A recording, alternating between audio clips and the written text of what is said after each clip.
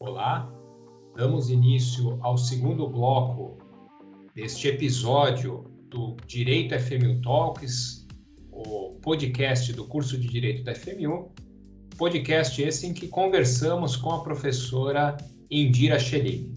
Seja muito bem-vinda de volta, professora, é uma satisfação recebê-la aqui novamente. Obrigada, professor Fábio. É uma satisfação enorme estar de volta aqui com vocês, para nós darmos continuidade a um tema tão palpitante, né? Nós já estávamos falando aqui no primeiro bloco a respeito das garantias constitucionais, né? Que eventualmente aí estejam violando, né? Estejam sendo violadas pelo processo eletrônico. E vamos dar continuidade, então, aqui ao nosso bate-papo. Sem dúvida. E, professora Indira, nós falávamos aqui no bloco anterior a respeito das garantias constitucionais e a sua preocupação ficou centrada aí na parte final no princípio da publicidade.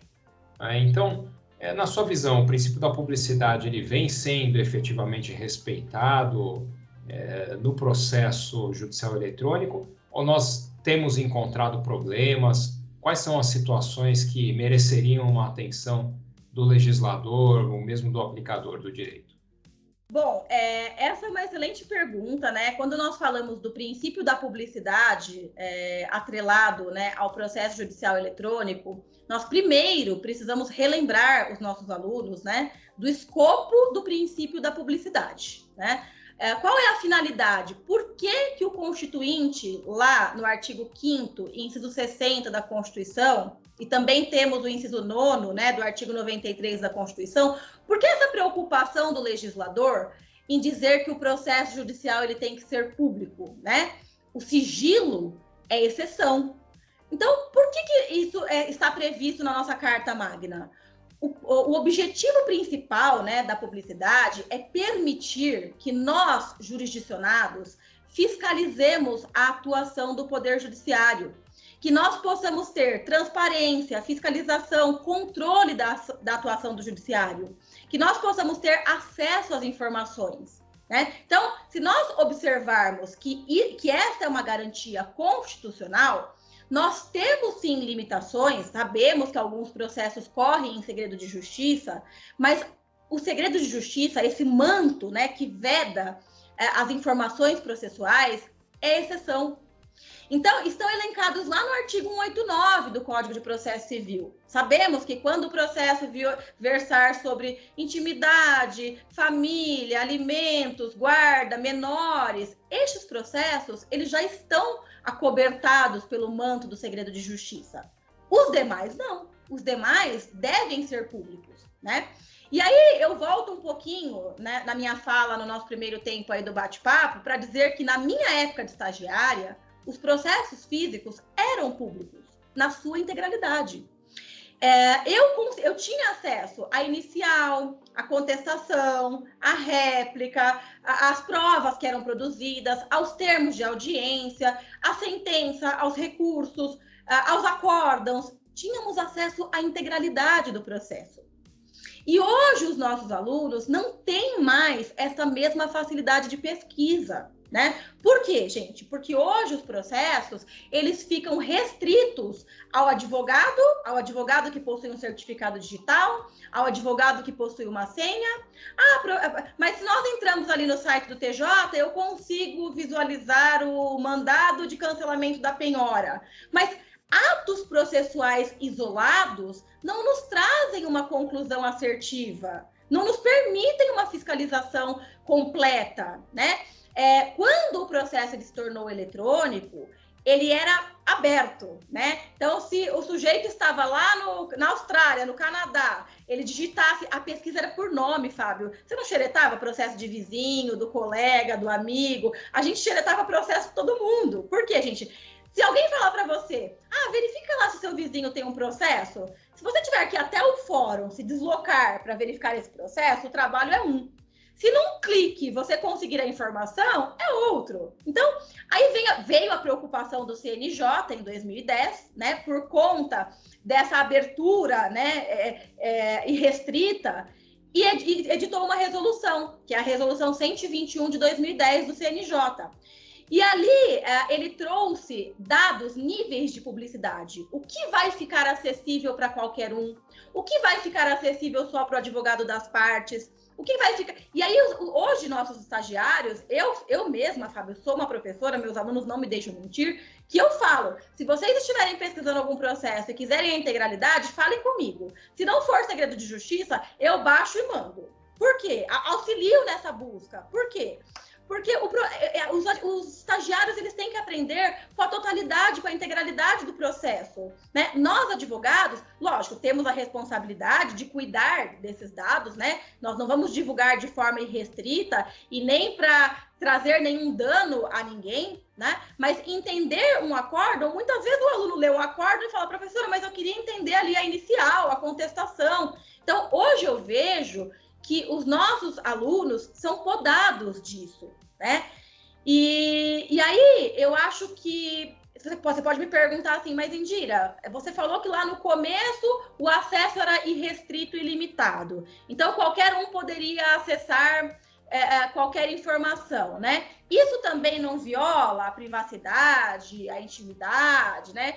Realmente, quando nós colocamos, né, na balança estes valores, essas garantias constitucionais, nós temos realmente que sopesar, né, esse problema todo da publicidade do processo judicial, aberto e restrito, mas também da vedação, né, impedir que nós tenhamos olhos aos processos, né? Só advogado realmente pode ter acesso a essas informações, né? Será que indo até o fórum, porque essa é uma questão interessante, né? E se nós colocássemos, você lembra, Fábio, quando a gente tinha aqueles tokens na entrada da Vara Federal ali na Paulista? Nós tínhamos alguns tokens de acesso, a gente imprimia uns papeizinhos, assim, tipo extrato bancário. Se nós tivéssemos como ter um aparato, né, para consulta de um processo judicial dentro do fórum, talvez um eletrônico, né? Talvez nós não estaríamos dando o mesmo grau de publicidade que nós tínhamos no passado. Porque simplesmente vedar, e aí eu não estou falando, gente, de processos sigilosos. Os sigilosos, que têm ali enquadramento no 189, estes têm que continuar ali acobertados pelo manto do segredo de justiça. Eu estou falando de processos públicos, que não têm motivo algum para ser acobertado. Essa é a minha preocupação, Fábio. Eu olho assim, eu vejo, eu que vivenciei isso, comecei a estagiar em 2001, eu vejo uma mudança muito grande de paradigmas, né? E de nós mesmos, lógico, nós advogados temos muita facilidade para localizar esses dados, processos, pesquisas. Para nós, melhorou, é mais fácil pesquisar, melhorou sem dúvidas, mas o público em geral, né, os estagiários de segundo, terceiro ano, que ainda não tem aí a carteira da ordem do estagiário, ficam aí relegados. E, professora Indira, realmente, esse é um ponto, eu até ia perguntar, como equilibrar esses princípios constitucionais que estão envolvidos aqui, da privacidade, da publicidade, até uma forma, você comentou, né, nos fóruns, isso poderia ter aí algum acesso diferente para a população. Tem alguma outra forma que você vê? E, sobretudo, como que o judiciário pós-pandemia vai se comportar? Porque, é claro, a pandemia trouxe modificações estruturais muito importantes para a atuação do judiciário e para a atuação da advocacia de um modo geral. Como que você enxerga esse princípio da publicidade tanto aí equacionado com a privacidade, como em um momento pós-pandemia? Então, Fábio, uma das ideias, né, o que eu sempre penso nós não podemos suprimir. Então, assim, o processo eletrônico, ele trouxe inúmeras vantagens, celeridade, eficiência, sem dúvida alguma. Hoje, os processos são mais céleres. Na minha época de estagiária, um recurso de apelação demorava 5, 6, 7 anos para ser julgado, né? Um agravo de instrumento, questões urgentes, mais de um ano. E hoje nós vemos agravos de instrumentos, apelações julgadas aí em menos de um ano, menos de 6 meses. Sem dúvida nenhuma, o processo eletrônico, ele beneficiou a celeridade, a eficiência. Mas, em nome da celeridade e da eficiência, nós não podemos jogar no lixo o princípio da publicidade.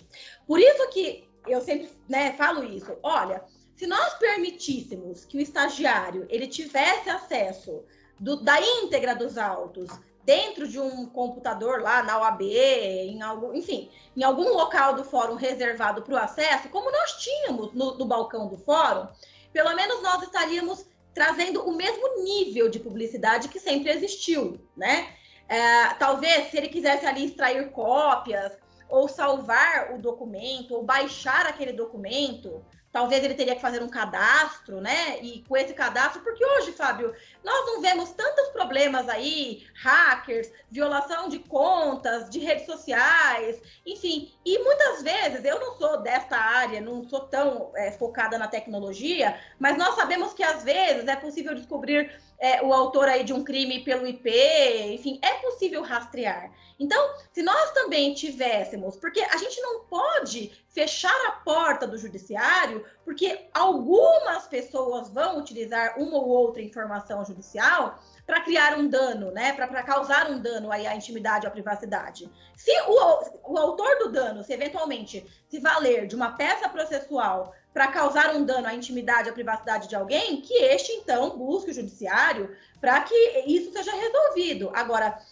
acabar com a publicidade, o grande problema, Fábio, que eu hoje penso, né? Quando eu falo assim, então vamos criar ali alguns tokens, algumas máquinas que permitam a este estagiário ter acesso a um processo judicial, hoje eu me pego pensando, será que nós ainda teremos fóruns? Né? E isso eu me pego pensando, por quê? Por conta da pandemia, né? Eu vi essa semana uma notícia do número de produtividade dos serventuários do TJ de São Paulo em tempos de pandemia. E quem milita sabe, eu vou te dizer por mim, posso contar várias situações aqui, tá? Não estou nem enaltecendo e nem fazendo críticas ao cenário pandemia, tá? Mas eu mesma, esses dias precisei despachar com um desembargador. Mandei um e-mail às 20 horas de uma quinta-feira, na sexta-feira, 10 horas da manhã, tenho aqui, ó, para provar. A assistente dele vira para mim e fala assim, pode chamar ele no Skype, das 12 às 17 que ele vai te atender. Por isso que eu sempre fico com o casaco no escritório, né, Fábio? Aí eu pego, sempre tem um casaco, tem que ter um blazer, né? Porque eu não imaginei que eles fossem responder tão rápido. E aí, enfim, entrei eletronicamente, fiz o despacho, quer dizer, essa é uma evolução, Fábio, que o advogado que disser que não compactua, não gosta, é mentira. O fato de eu não ter que me deslocado, ido até ali a Conde de Sarzedas, até o Tribunal de Justiça, né, para despachar com o desembargador, foi maravilhoso, numa sexta-feira, quem que não gosta, né? Só que essas questões pandemia, nós vemos que hoje, né, muitas audiências estão sendo realizadas eletronicamente. Eu tenho grande crítica a isso em termos processuais, né? Não sou contra audiências de conciliação e mediação, mas audiências de instrução e julgamento, onde nós ouvimos testemunhas, a gente poderia marcar outro encontro, outro bate-papo para falar só sobre isso. Eu tenho grandes críticas a isso. Mas fico pensando, até em razão dos números que vêm sendo apresentados, será que nós ainda teremos um fórum para instalar esse token, este computador, que seria a minha ideia, para garantir a publicidade? Eu não sei dizer. Em termos de economia, né, estrutura, enfim, energia, nós não sabemos se nós, só talvez o ano que vem, trarão essas respostas, né, para nós, da atividade jurisdicional, né, de como nós atuaremos pós-pandemia. Ainda o que nós sabemos hoje avaliar são os benefícios e os prejuízos que a pandemia nos trouxe, sem dúvidas. Mas o que será, né, do nosso cenário pós-pandemia, aí realmente só o tempo vai dizer. Ok, professora Indira, e para encerrarmos aqui a nossa conversa, qual a sua visão a respeito da Lei Geral de Proteção de Dados e a sua incidência, a sua aplicação nas atividades do Poder Judiciário? Bem, Fábio, nós sabemos que a Lei Geral de Proteção de Dados entrou em vigor recentemente, né? Temos aí pouco tempo, mas ela já vem trazendo também, revelando aí vem atormentando a publicidade do processo. Por quê?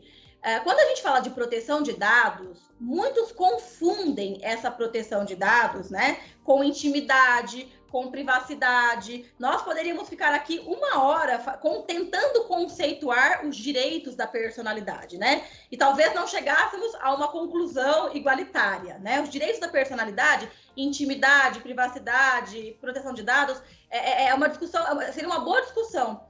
O grande problema, Fábio, é que muitos advogados, né, vêm agora utilizando, agora a gente tem uma nova baliza, né? A Lei Geral de Proteção de Dados. Por quê? Muitos advogados vêm peticionando nos autos, pedindo para colocar a tarja, né? A tarja é o processo físico, mas o manto do segredo de justiça nos processos eletrônicos ao argumento de que as partes têm que ter os seus dados protegidos, né? E quando a gente pondera, né, o direito difuso à publicidade e o direito individual à proteção de dados pessoais, que muitas vezes não se confunde com a intimidade, né, eu, Indira, né, penso que não eu não acho que a Lei Geral de Proteção de Dados trouxe uma linha, um inciso para o 189. Eu não acho que a LGPD, ela se presta, ela isoladamente, tá? Se presta para fundamentar pedidos de segredo de justiça. Obviamente que se outros fatores que permeiam o processo justificarem este manto, né, o sigilo, ok. Mas ela por si só não vejo como fator determinante para o segredo, para o sigilo. Professora Indira, muito obrigado. Essa sua fala sobre a tarja me lembrou de uma situação agora, enquanto eu era estagiário. Eu estagiava junto com um colega de turma e ele uma vez me trouxe um despacho que ele pegou. Os advogados estavam se ofendendo das partes contrárias, se ofendendo mutuamente nos autos, e o juiz deu um despacho no seguinte teor: vistos, 1, calem-se, 2, risque-se com tinta preta indelével as ofensas e tudo mais. Mas o calem-se eu achei que foi realmente algo interessante. Enfim, professora Indira, foi uma satisfação recebê-la aqui. Queria novamente agradecer o seu tempo conosco. Certamente esse episódio foi muito interessante, discutindo aqui os principais pontos a respeito do processo eletrônico e trazendo também a sua experiência acadêmica e profissional. E para encerrar, eu gostaria de ver se você tem alguma consideração final aqui conosco. Bom, professor Fábio, nós poderíamos marcar vários encontros, né? O assunto ele não se encerra, ele não se esgota aqui. Eu deixo desde já o meu muito obrigada. Para mim foi assim um prazer enorme estar aqui com vocês, divulgar, né, essas experiências profissionais, acadêmicas com os nossos alunos, né, com os nossos ouvintes em geral. E me coloco aqui à disposição sempre, né, da FMU, para o que vocês precisarem. Contem comigo sempre, tá?